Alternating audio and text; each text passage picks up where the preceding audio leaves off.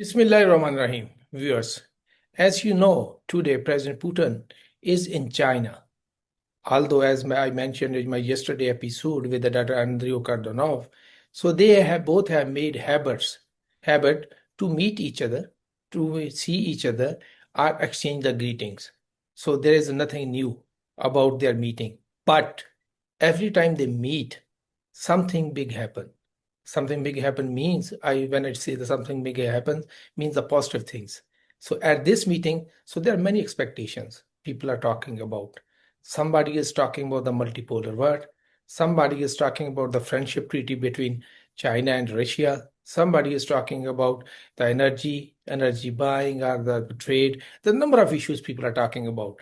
But major focus is people are talking about maybe the meeting, the summit will produce some documents which will give us the outline of the new world order or what will be happening in the coming years. For that purpose, we have requested Ms. Daria. She is a research fellow at Orient Studies Institute at the Royal Academy of Russia. Thank you for joining us, Daria. Yeah, thank you for having me. So, as we have seen today, President Putin and the President Xi, they have a meeting over tea. So, what is the concept of they were having a meeting over tea in the Chinese culture? First of all, I want to start within the number. There is quite a lot of rituals about style of diplomacy in China. And the first ritual is numbers. There is some issues with 8 number because it's considered to be very strong. And but now I need to say that now this is already Putin's 25th visit to China. And 25th? Yes. That's a huge visit. Yes, it's a long history of our relations, and I would say that alone demonstrate, the exceptional level of political continuity. So we have a very strong personal diplomacy between the two leaders. And as for tea ceremony, I would say this is a very important to demonstrate this warm welcoming of Russian president. And I personally believe that for China, it's also very important that it's not only like a symbolic action, but actually the real deal. Because step by step, they are constructing new perspective of what is a modern world system should be. So this is a warm welcoming within Chinese diplomatic style. As for the tea ceremony. And I think always, I have seen whenever follow the meeting at the summit between Xi and the Putin, so mostly see they must have tea.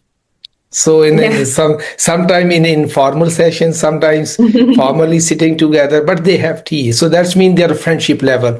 They are very close to each other. As for East studies, we have a very interesting idea. So in Russia, we all the time finish our meals within tea. So it's like our style of having tea here. So we have a general meal and then afterwards we have tea. But in Pakistan, people try to have something sweet to eat. Yeah. So to have something, to add something at your main course. But here is the thing with China. So they are starting with tea all the time. So you're opening something with tea. It's all the time like specific ceremony, specific start. And I would say because Chinese language of diplomacy is very high. They have so many ideas in that. And so they see in that many symbols to start something in a good way. Sure. So I believe maybe there's some. When I was talking to some Chinese, they were also telling me that it also shows that the frankness level, the trust, so between two leaders. So they are opening up it with. So coming to our next question. So Mhm. if we look at the agenda tomorrow, it seems very heavy agenda. What you Oh, yeah. find and what would be your opinion? So what is the most important in that agenda? Because if you look at the internet or the Twitter and anything else, so they are writing are very lengthy notes on the agenda. So what is your opinion about that? Oh, I would say that generally we have the topic of not. It's like it is sad that it's won't be not so simple, but still the first and very important issue here is the gas agreement. And Mhm. although the official like centerpiece is the power of Siberia, like second Siberia 2 pipeline, and of course there is a border agenda reflects an attempt to coordinate a new stage of the Russia-China strategic partnership, like it's amid global instability. So we need to keep As global our global part, we will come to the next. So just yeah. bilaterally this year. Yeah, yeah. And so the idea is here, so the core issue, energy cooperation. And I mean, for the both sides, they are expecting to discuss pricing, discuss supply volumes, construction timelines, and there were some ideas to do this, covering, for example, Kazakhstan territory. Now it's not so, and now we see that there are some ideas how to construct financing mechanism, how to do some long-term commitments, maybe consider some export infrastructure. On the So financing mechanisms, that is very important part because yeah, yeah. so We have now like direct payment system, but I would say that it's so well done still. Still, we are so dependent on dollar, and here I would say that there should be some considering, so Russia, for example, considering all the time to develop the BRICS banking system. For China, it's more interesting to develop Shanghai Cooperation banking system to construct even a bank there. And so I would say that there should be some mechanism to make it safe, to make these definitely, deals safe. but whatever the mechanism, it should be agreeable for the both parties. Yeah, Because if you have to go for, because right now the dollar is very dominant. No, yeah. the most interesting things that is the friendship treaty will also be celebrated because it's the 25th year of the friendship treaty between China and Russia. But we will talk more about multipolar world. So there is Yeah, a but people. Yep. I would, Please go ahead. I need, to also add about the energy some few words, because all of that is very interconnected within, for example, even Pakistan role, because the crisis in the Middle East and the energy security basically shows that there should be more. More options for China to have alternative, even Eurasian energy routes. But as it's considered now in Russia, Russia won't be able to supply the same amount as countries from Middle East do. So there are plenty issues actually to discuss in that big thing about energy. As Especially in for oil, because yeah, 54% oil of China was coming from the Middle East. yes.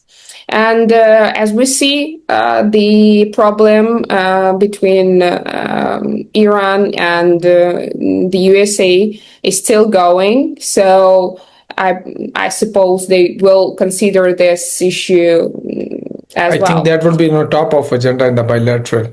Yeah, especially that it's interconnected within energy projects. And Another thing especially that when, uh-huh. please go ahead. Yeah, another thing that you are trying to tell me and ask me about world order. I think that there are plenty of things to discuss. The United States, Trump's recent visit to Beijing, a war in Ukraine, Middle Eastern situation, sanctions pressure, so BRICS and SEO, so many. And also the concept of multipolar world order. You remember probably that from the last visit that they discussed it already, and they considered that okay, we are now really doing. But I personally believe that that there is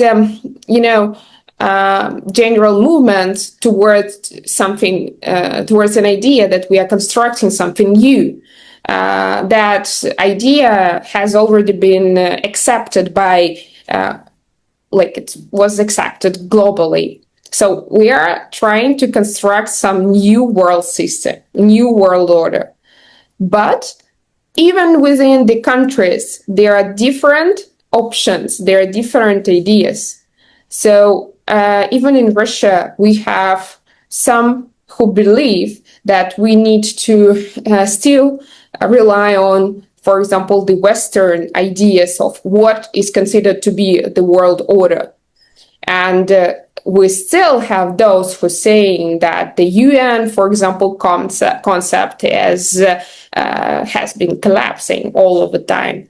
And I believe that they're gonna discuss it maybe more specifically, because we have one big idea about Eurasia in Russia. And from the point of view of Chinese like diplomacy, there is another idea of this Eurasian connectivity. We see it as a program of great Eurasian partnership. From the Chinese side, its idea quite different. It's about humanity, and I believe that they need to find place for each of these ideas to make it one big statement. I think you have made a very good case for our next part of the discussion. So when we look at a contour, if everybody talk about the multipolar world, and as you beautifully explain, so ideas in what are the idea in China and what is the idea in Russia. And if we look at the third part, that is the USA. So basically there are three big powers: China, Russia, and USA. And this is very interesting thing happen. It's the first time the fallen superpower is resurging so quickly. Russia. So they have researched, and China is rising. Other part, US, most people say they are foreign. How they will cooperate, or how will try to adjust, because President Xi, he had a meeting with the Trump. Now he is meeting Putin. So what messaging will be shared here? I believe that they still considering options. So they listen to Trump ideas very carefully. And but I personally believe that they do not agree for doing what they're basically trying to do from American side, because their attitude is very pro, I would say, only technological development. And you probably remember that the group of those who were with Trump visiting Xi Jinping, they were all from big tech companies from the United States. And they basically were saying that we need to do new trade deals. China see this world pretty much deeply than Americans do. And so their approach is not just to make China great again, but they believe that China is great all of the time. So they do not need to make it great again. And they seek a world in which power is distributed among several major centers rather than it's concentrated in Washington. But Washington still has the same idea to be the major power. And from the Russian perspective here, we see that the current moment represents like the decline of unipolar system in which the West could impose political or even economic rules. So we want to change these rules. And we fight for these rules right now for changing that. And it's a very bloody situation for the Russian Federation. And we argue that sovereign states should have, probably greater freedom in choosing their political models, in choosing economic partnerships and security arrangements.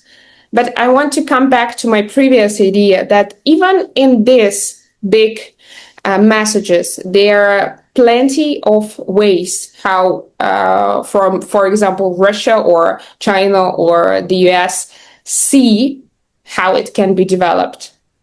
So we now still, I would say that we still pretty much rely on very big institutions like BRICS or the Shanghai Cooperation Organizations. And I think that is going to be some of the, centers for developing this approach. I think that is a question which need very long discussion, because SCO are the BRICS. So they are the organization, good concepts, but they are not delivering what is needed. For example, SCO's one member has been attacked, Iran, but SCO did nothing. So these are big questions. We can talk later sometime. But coming to the last part and the last question. So do you think there will be any place for the UN? Because President Xi always talked about the central role of UN, and the President Putin also talked about. So they both talk about, and as a USA have a different idea of the role of UN. So can we do two questions? What would be the role of the UN? Second, will there be confrontation if there is a change in the differences of the ideas? Because USA, they have the habit to make it or do whatever what I am saying. It's very interesting question. I also do not think that the UN is going to collapse very soon. I mean, it's a working mechanism, but it needs to be reformed because there are so many voices and so many conflicts that still not considered to be, I'm not saying that they do not consider it to be their agenda, but they have no possibility to have some results and to change the situation by the instruments from the UN. And this is the point for discussion. And the another thing is that the center of the UN, I mean, of course, there are different representatives of that, but still the center is in the West. So probably one of the things is to be considered to change the center of it. So to make it be more represented by general centers, not in for example, in Europe or the United States. But maybe it's just a geographical thing. Another idea. Not only the geographically, but also in terms of the employment and the number of employees of UN have. They're predominantly, they are from the white color. So now from the West, not from the other parts of the world. Yeah, for sure. Another thing that we have new issues from the global agenda. It's not those who, it's